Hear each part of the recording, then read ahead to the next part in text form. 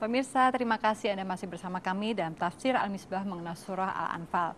Pada pagi hari ini ingin mengingatkan kembali bahwa kami sedang membahas ayat 69 sampai 75. Silakan Pak, boleh berikan komentar tadi pertanyaan Ina, Pak? Iya, saya tadi itu ingin berkata begini, bahwa jihad itu bisa bermacam-macam. Bisa menahan gejolak nafsu saja. Itu jihad.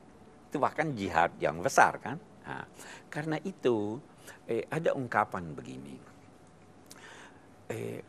Berbuat baiklah, prinsipnya. Berbuat baiklah kepada semua orang. Kalau Anda menemukan orang mengurutkan dahi kepada Anda, senyumlah padanya. Berilah dia, walau dia kikir. Carilah pembenaran atas aktivitasnya, walau Anda nilai dia salah. Ada yang ingin bertanya, silakan. Ya, saya ingin bertanya. Assalamualaikum warahmatullahi wabarakatuh, Pak Quraisy. Tadi menarik sekali mengenai jihad. Ternyata saya pahami bahwa selama ini kan saya pikir jihad yang seperti teroris itu ya, berkorban diri untuk kemajuan Islam. Ternyata di sini Pak Quraisy membuka wacananya dan membuka wawasan saya bahwa banyak cara untuk berjihad di jalan Allah. Berkaitan dengan profesi kami, Pak Quraisy, saya ingin berjihad, niatnya ingin berjihad di dalam pekerjaan. Apakah jihad saya itu misalnya ada klien saya datang dan istilahnya menawar harga atau apa yang jasa yang kami buat, apakah itu bisa dikategorikan sebagai jihad? Walaupun sebenarnya harganya tinggi, dia menawar sampai rendah karena saya kasihan misalnya, atau karena suatu hal dia mungkin tidak mampu sehingga saya memberikan membebaskan dia dari biaya. Apakah itu termasuk jihad? Iya, bagus Bu. Saya ingin dulu kita pahami apa arti jihad. Nanti akan terjawab ini. Jihad itu mengerahkan seluruh kemampuan.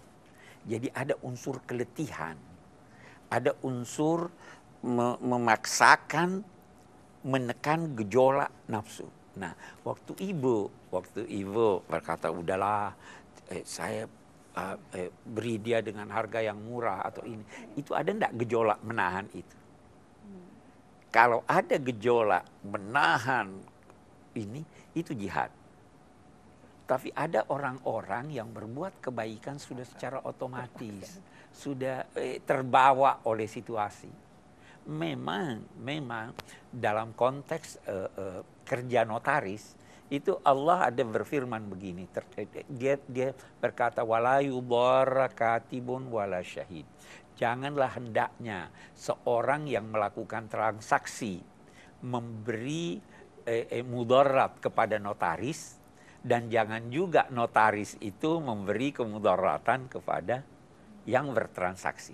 Salah satu arti tidak memberikan kemudaratan kepada notaris, bayar dia dong. Ya kan? Wajar. Jadi ini, tapi dalam konteks jihad, mungkin pertama kali itu ditekan dulu. Ada godaan nafsu, ambil aja sebanyak mungkin. Itu betul. Jihad dengan nafsu. Tapi kalau sudah terbiasa, sudah tidak jadi jihad itu Bu. Ya toh? Ya, akhlak itu kebiasaan. Jadi harus ada unsur ada unsur perjuangan. Perjuangan. Tidak boleh ada keterpaksaan ya Pak. Ya. Baik. Bisa kita lanjutkan Pak? Kita lanjutkan. Baiklah, kita lanjutkan ayat kita. Dia katakan orang-orang muhajir yang dari Mekah, orang-orang Ansar yang ada di Madinah, sebagian mereka saling mendukung. Nah, terus dia katakan begini. Walladzina amanu walam yuhajiru ma lakum min wilayatihim min syai'. Kebersamaan itu perlu. Kebersamaan dalam suka dan duka. Seperti halnya orang yang berhijrah dari Mekah ke Madinah. Ada orang-orang Islam yang tidak mau berhijrah. Wah, repot hijrah. Kita tinggalkan harta kita.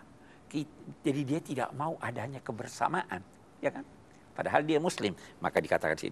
Adapun orang-orang yang beriman tetapi tidak berhijrah, kamu wahai kaum muslimin yang ada di Madinah tidak mempunyai kewajiban untuk membantu mereka.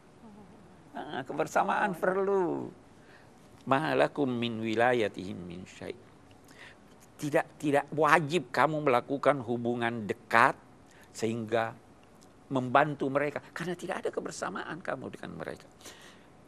hatta yuhajiru, sampai mereka juga mau berhijrah, sampai mereka mau merasakan suka duka kamu. Wa in istansarukum fid din fa alaikumun nas. Tetapi kalau mereka meminta bantuanmu dalam soal agama, bantu dia.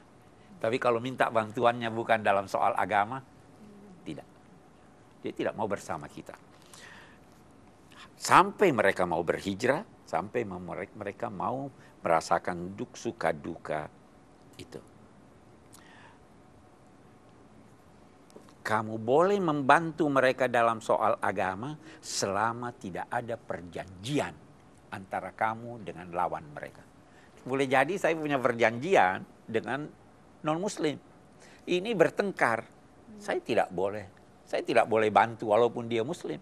Kalau ada pertengkaran, karena saya sudah terikat dengan perjanjian saya, walaupun perjanjian itu di kalangan non-muslim. Illa ala qaumin bainakum wa bainahum mitsaq wallahu bima ta'maluna basir. Orang-orang Allah Maha mengetahui apa yang kamu sekalian kerjakan. Jadi digaris bawahi, ikatan perjanjian dengan non-muslim pun harus terpenuhi. Saya kira ayat kita. Baiklah. Pemirsa, kami akan mendengarkan kesimpulan dari Pak Quraisy setelah yang satu ini. Tetaplah di Tafsir Al-Misbah.